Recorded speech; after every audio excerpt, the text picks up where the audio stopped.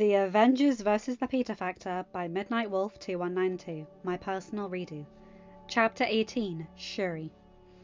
If there was one person Tony had no doubt would be won over by Peter, it was Princess Shuri. In fact, before the two teens had even met, Tony had added her name to the checklist. Tony was sure the pair would get along like a house on fire, and now he had his opportunity to find out. Peter was on summer break from school, and May had given him permission to stay at the tower. Tony was sure he could convince both Parkers to permanently move into the tower by the end of the summer break. "Hey, kid?" Tony asked as he entered the lab one day.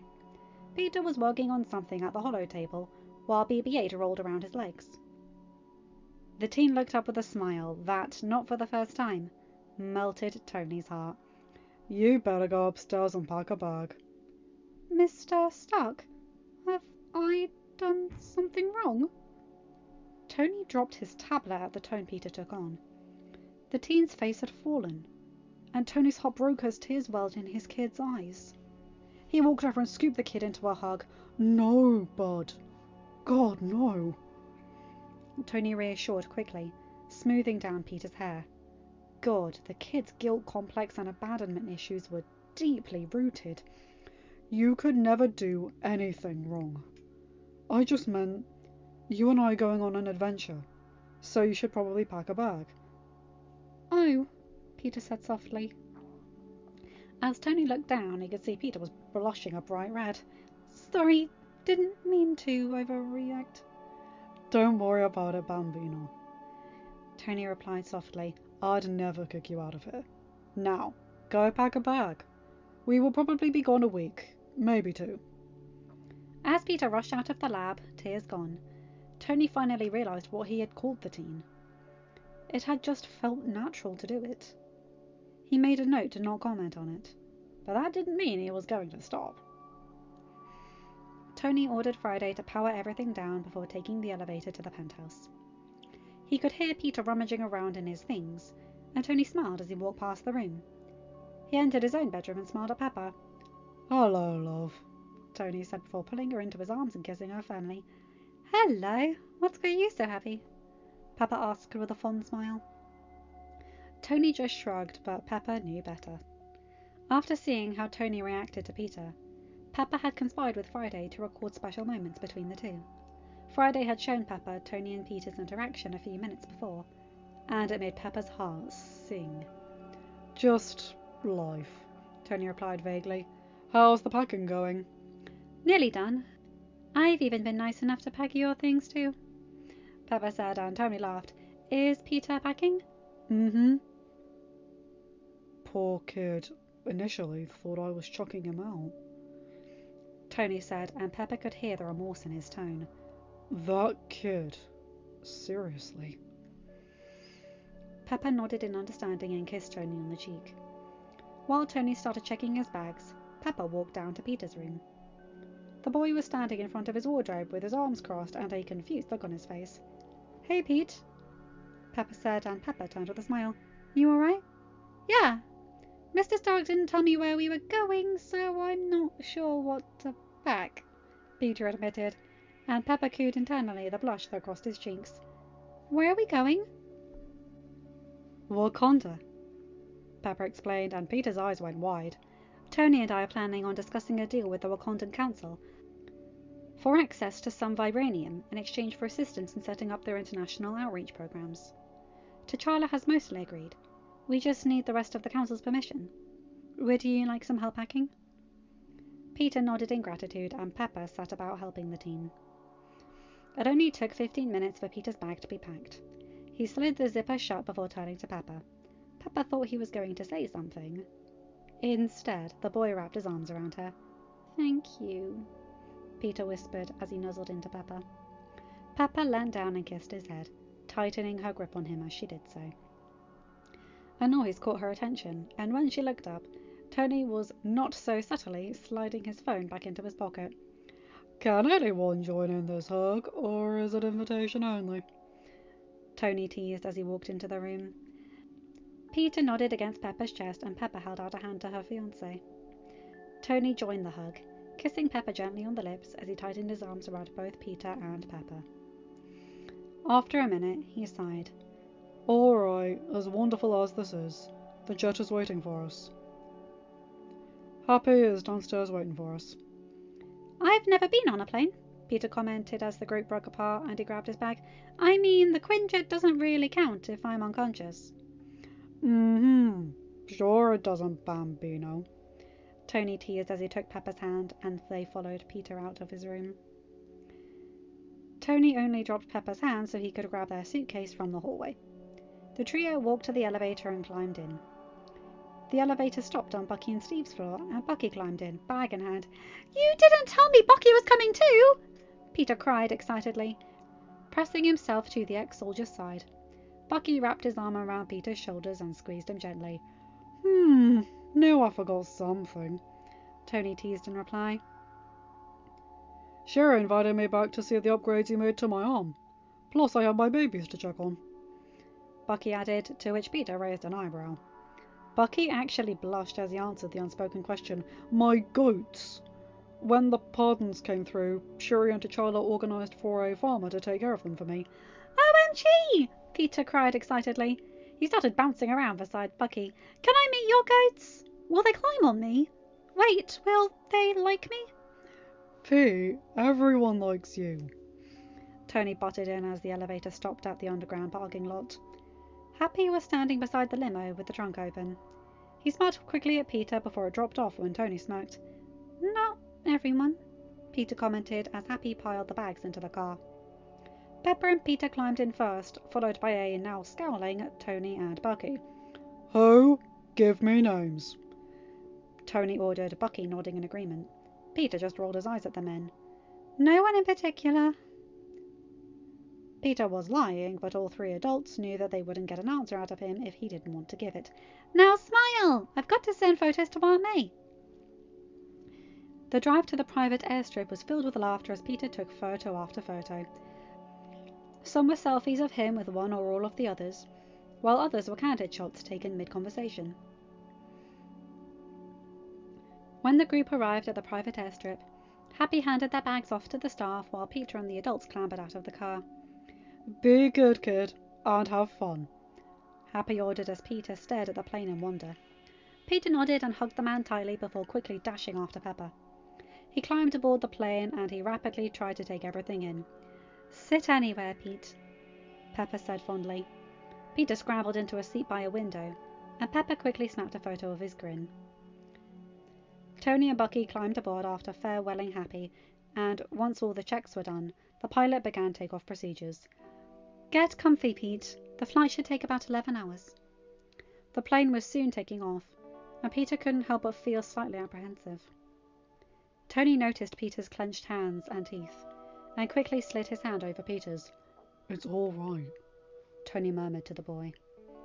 After taking a few deep breaths, Peter was able to relax slightly.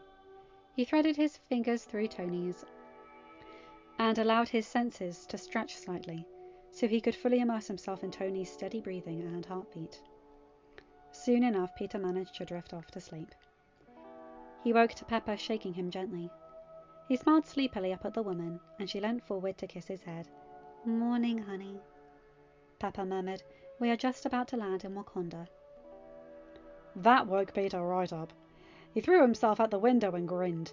He knew Wakanda's borders were protected by the force field, and ever since Mr. Stark had told him about it, Peter had wanted to see.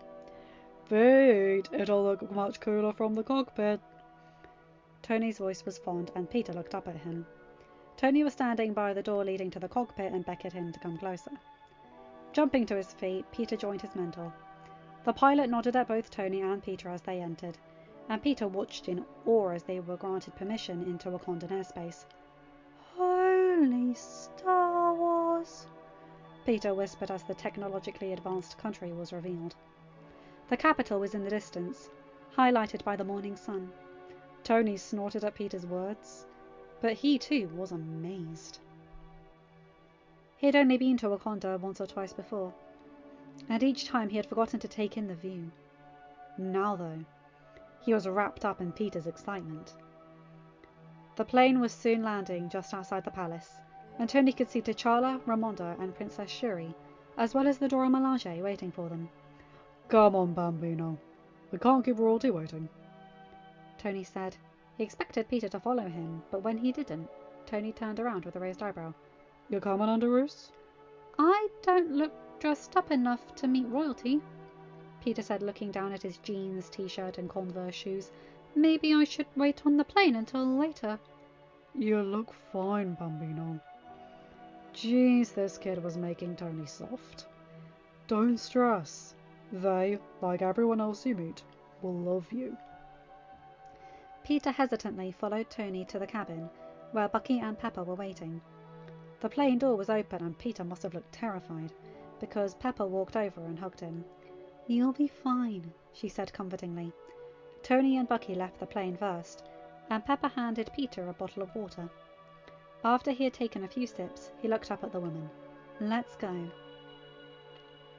The two of them walked out of the plane and Peter looked around in wonder. There were a line of guards, terrifying-looking women who Peter instantly respected. That led to where Tony and Bucky were shaking hands with a well-dressed man. Ah, here they are, Tony said as he noticed Pepper and Peter. T'Challa, you know Pepper, and this is my intern, Peter.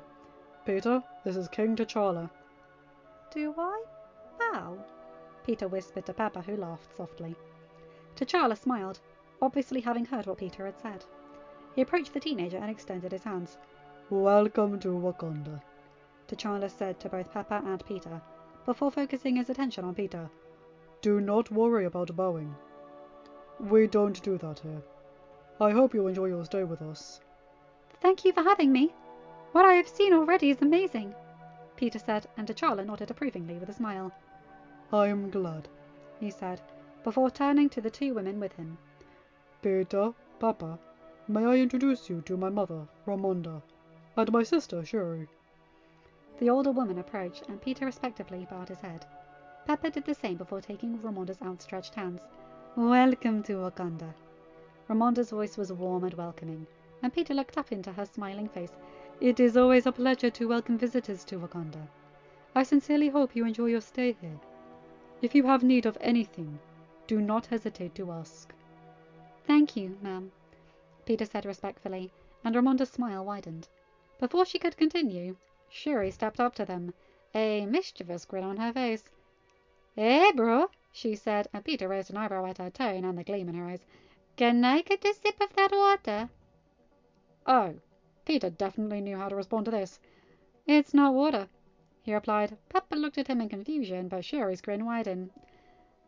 Vodka, I like your style, Shuri continued, and Peter was struggling not to laugh. By this point, the gathered adults were all staring at the teenagers in confusion.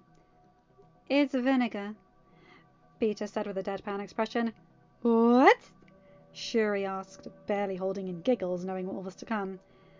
It's vinegar, pussy, Peter finished, and the response was instantaneous. Both Pepper and Tony yelled his name and began apologizing profusely. Bucky and T'Challa gaped, and Ramonda simply stared between the two in confusion. Shuri, on the other hand, burst out laughing, bending over at the waist and slapping her knee. I love this colonizer! Shuri said in between bouts of laughing. She then turned to her brother, wiping tears from her eyes and trying to contain her giggles. Brother, can I keep this one? You get the last two. Princess, Tony attempted to apologize, not knowing what had come over Peter. Shuri brushed him off and turned back to Peter. Want to see my lab? Shuri asked, and Peter nodded excitedly. Shuri then turned to her mother, who sighed fondly. Mother, may I go play with Peter? If his guardians say it is all right, Ramonda replied. Obviously, Shuri had found another teenager who enjoyed those videos she frequently watched while working. Shuri turned to Tony and Pepper with wide, innocent eyes. May I please play with your son? Shuri asked. Both Tony and Pepper were too confused from Peter's conversation with the princess to say anything about what she had called Peter. Both nodded at her, and Shuri turned back to Peter. Come on, I have so much to show you. What the hell just happened? Bucky asked as the two teenagers raced away. Did that just happen? Or have I been wiped again? I think Shuri has finally found someone who speaks her language, Ramonda said fondly, shaking the other adults out of their torpor. The assembled Dora Milaje were displaying two emotions: protectiveness for their princess, and amusement at the conversation that had happened. Okoye, best of all, knew that now Shuri had invited Peter into her lab, the pair would be inseparable. The two teenagers were not seen again for many hours. In fact, the next time they were seen was when T'Challa and Okoye were giving Pepper and Tony a tour of the palace. They had just entered Shuri's lab when three things happened. The first was a squeal, then a loud crash, followed by Shuri cackling. The group rushed in and found Peter laying on the floor in a pile of boxes, while Shuri lost it laughing. "Mother trucker, dude, that hurt like a butt cheek on a stick," Peter groaned out as he pushed himself slowly to his feet. Shuri stopped laughing long enough to answer him, "What's your profanity?" As soon as the words were out of her mouth, both teens were rolling around laughing once more. T'Challa and Tony both rolled their eyes fondly before the teens noticed their presence. "Can we help you, my king?" "Just showing our guests around," T'Challa replied. Peter jumped to his feet and raced over to Tony, wide-eyed and puppy-like. "Mr. Stark, did you see? Shuri has made it so the Black Panther suit harnesses kinetic energy for redistribution." Peter was talking a mile a minute, but Tony managed to get the gist of it. "I should have brought my suit with me. To the lab, I mean. It's in my suitcase, I think." "Why did you bring your suit on holiday?"